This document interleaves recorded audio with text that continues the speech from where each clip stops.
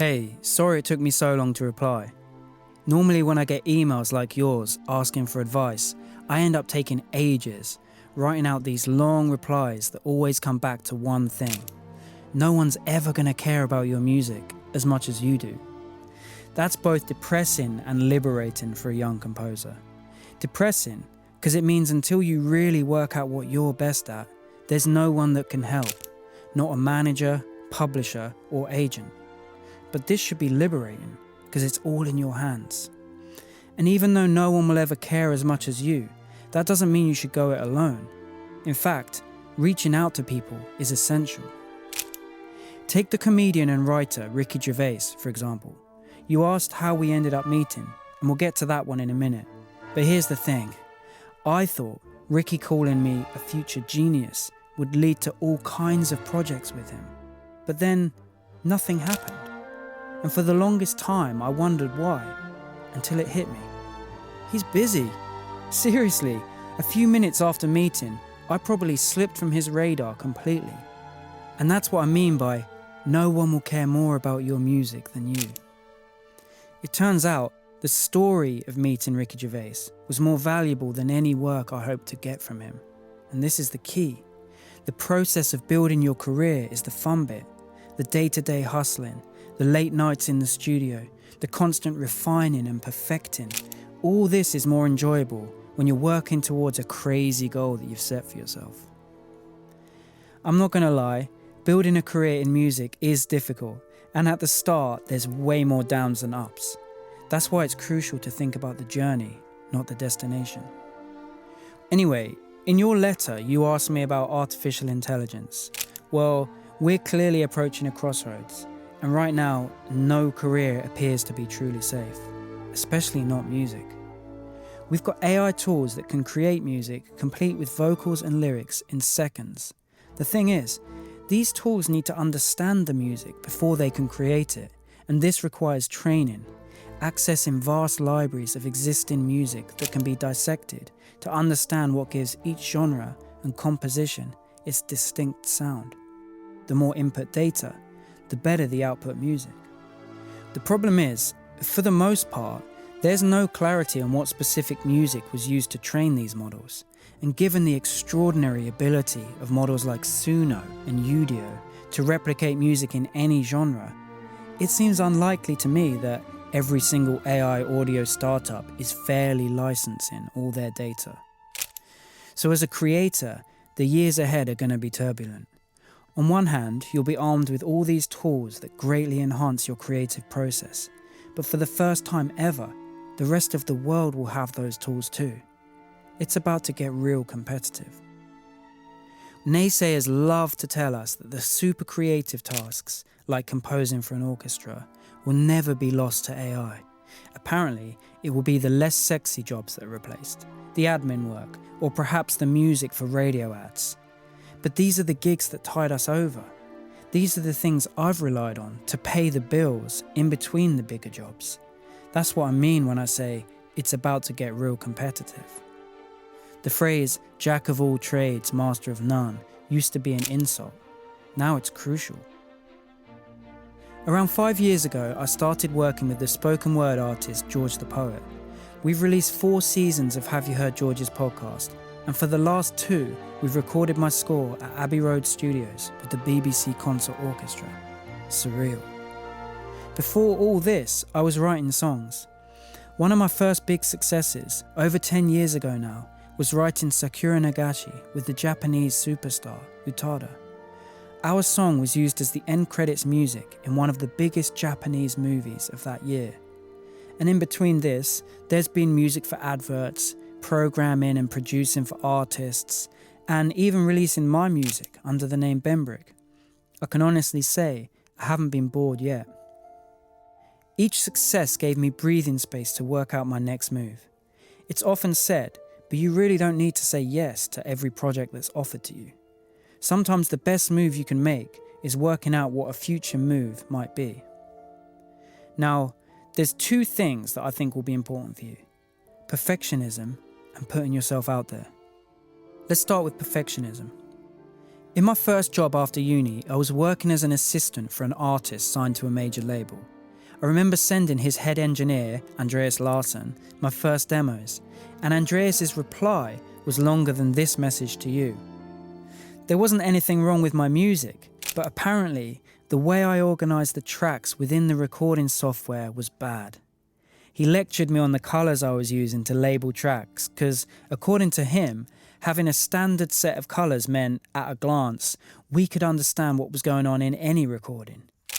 He told me how drums should be coloured brown because they're the earth and the ground of the track, and bass should be coloured khaki green because his old bassist used to wear khaki green trousers to their band practice. It sounds crazy and maybe a tiny bit pedantic, but this is how I colour code my sessions today, all these years later.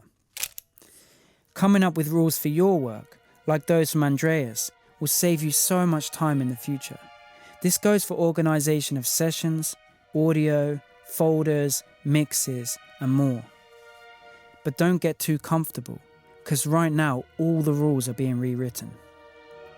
Back in the day, if you wanted a cello on a recording, you needed, drumroll, a cellist. Around the late 2000s, audio companies started taking advantage of technical advancements that were happening at the time in computing, enabling more complex, detailed, and authentic sounding digital instruments. These startups hired beautiful studios all over the world and recorded musicians, like cellists, playing every note and every articulation. Anyone could now take those individual cello sounds and compose whatever was in their head, armed with just a MIDI keyboard. What's next? AI-generated audio. While large language models like ChatGPT have gained a lot of attention, AI-generated audio uses a different process, known as diffusion. The diffusion model deliberately adds noise to clean audio step by step until only noise is left. Imagine incrementally adding noise to a clean piano recording until eventually it becomes just noise. Diffusion models follow this process, learning how the original audio is changed by the noise at each stage. It can then use this knowledge to reverse the process, one step at a time, taking noise and turning it into brand new audio that's distinct from the training data, but still sounds like a piano. By learning from vast data sets of recorded music, diffusion models can create complex harmonies, musical sequences, and entirely new digital instruments. But will it compare to being in the room with a real human, playing in real time? Time will tell, but I doubt it will. And when the internet becomes saturated with AI compositions, perhaps originality will become your most valuable asset. Anyway, let's move on. I want to talk about the work. I know this might sound like a rant, but it's important. To create something amazing, you need a philosophy of detachment. Each melody is provisional and should be kept open for refinement right until the end. Even after I'd written the song that did well in Japan and signed a publishing deal for it, it was still hard for me to connect the dots and build upon the track's success. What was more confusing was that everyone around me was doing the same thing as everyone else, writing songs every day, day after day. And I was doing it too, but creatively, to me, it was never exciting. It was actually kind of depressing to be struggling to get the attention of managers, A&Rs, publishers, especially when it was so rare to meet anyone in those positions that seemed to have any kind of original or unique ideas. These are the gatekeepers, and you can't rely on gatekeepers. You have to make your own contacts. You have to put yourself out there. I remember having a drink with a friend. We were talking about our respective careers, and he came up with an idea.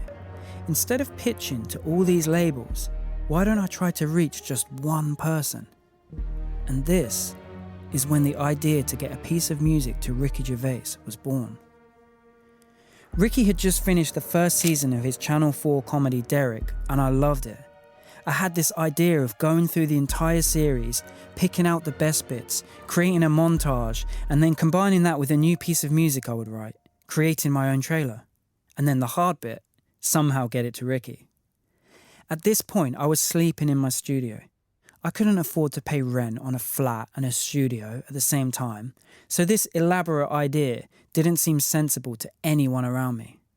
Because I was spending months on this. Everyone thought I was insane, like, you're paying for a studio, why aren't you making music? We're each on our own paths. We can't get distracted by those around us.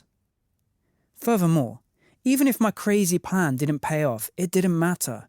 The elaborate task gave me a focus that kept me driven and engaged. So, after a year of trying, reaching out randomly to different executive producers and editors, I even called one of the line producers from Derek, who put her phone number on her website. Sorry, Judith. After all that, I got a message out of the blue on Twitter. It was Ricky's social media manager, asking if I'd send Ricky Gervais my music. I was blown away. I'd spent a hell of a lot of time on this idea and had made no money from it. But as it turned out, the value wasn't in being paid by a random TV company. The value was in the story. Ricky Gervais called me a future genius with stunningly beautiful music, which meant I could now email anyone and say that Ricky Gervais called me a future genius with stunningly beautiful music. So that's what I did. I wrote a code using Microsoft Excel that let me send bespoke emails to people based on what they'd worked on. It tracked the MP3s too, so I knew if they'd listened. I used the Gervais story to get people to open the email and reply. And the response rate was pretty good. At the end of the year, I'd had music in a few TV shows like Keeping Up with the Kardashians, and I eventually produced some music for a Disney TV show by connecting with the vice president of music at Disney, all using an Excel spreadsheet. I had lists of music supervisors, directors, composer agents, TV companies. I turned these lists into code, and when I booked a trip to LA that year, I turned the code into meetings. My mindset at that time was that you can get in touch with anyone. So when I later saw a talented poet on Jules Holland called George, I reached out. That random connection with George the poet has turned into a multi-award winning podcast with millions of downloads. It's given me the chance to write music for orchestras in world-class studios and to play shows from London to Uganda. It's been the most enriching collaboration of my career so far. But I wouldn't say the journey was easy, and there'll be moments where you question your decision to undertake a career in the arts. That's normal, trust me. Even as I sit here, I'm wondering what I'll be doing next year, if I can re-engage my agent in LA, how I'll pay the bills if I don't get a new project. You've got to protect your mind. Doing your best doesn't mean being perfect. It means showing up, but being kind to yourself if things don't go as planned. Because I think everyone feels disconnected right now. And ironically, in some ways, this era of disconnection might make connection easier. Like if you can really listen when you meet new people, really be genuine, I think people will remember you. I can't wait to hear all your new music, so keep in touch. Benbrick.